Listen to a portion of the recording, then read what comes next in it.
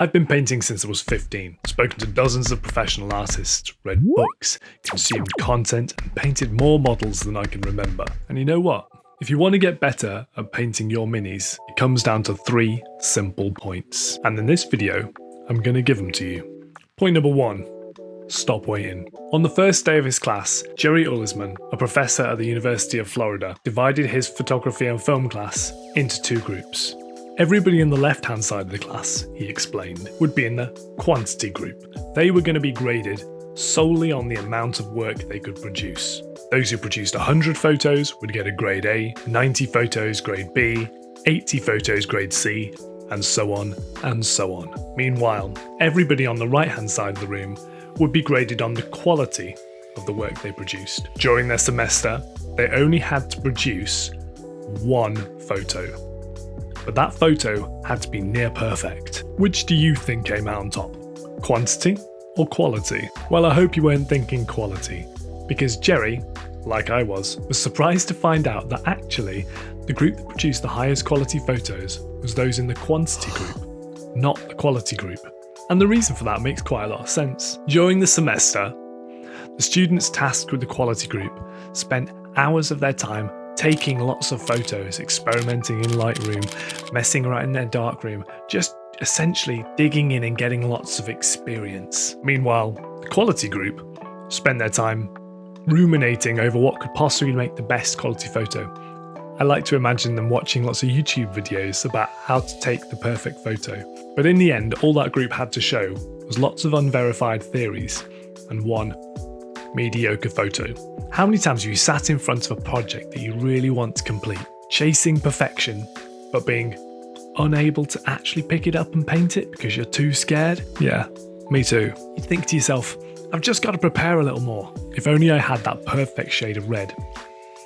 Then I'll finally be ready. This perfectly sums up the point. Stop waiting and just do it. You're never going to be better at painting minis or playing games by prepping and watching YouTube videos.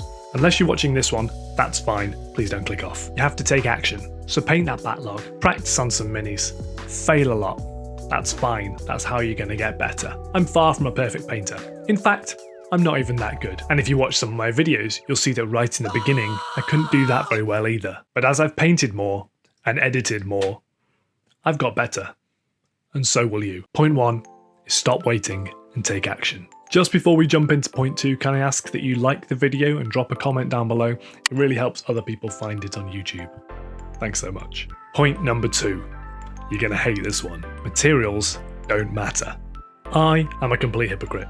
I love collecting paints. I love the latest gadget, the latest paint shaker, the latest resin, the latest bit of terrain. And secretly, I'm thinking to myself, if I can just get that one perfect tool, I'll be a brilliant miniature painter. And you know what? There's actually some truth in that. What? Some studies have shown that in other hobbies, beginners using better tools will get better percentage gains than the same pros using those same tools. And of course, you'll have your own individual preferences.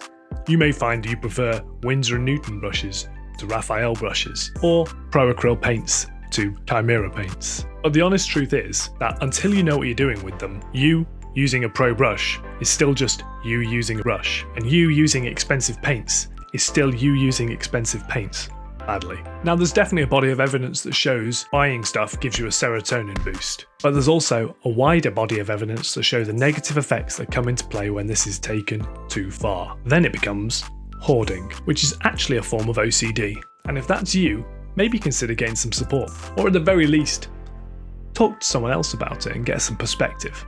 Basically, without going off on too much of a tangent, if having all the stuff around you is making the hobby less fun for you, then it's a problem. Of course, if collecting things is just your jam, have at it.